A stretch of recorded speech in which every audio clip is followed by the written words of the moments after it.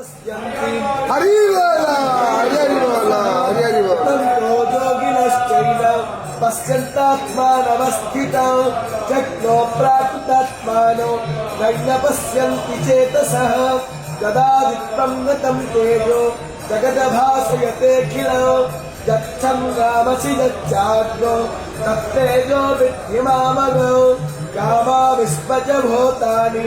धारयादहमोजसा उष्णामीचौषधिः सर्वा सोमभूत्वा रसात्मकः अहं वैश्वानरो भूत्वा प्राणिनं देहमाश्रितः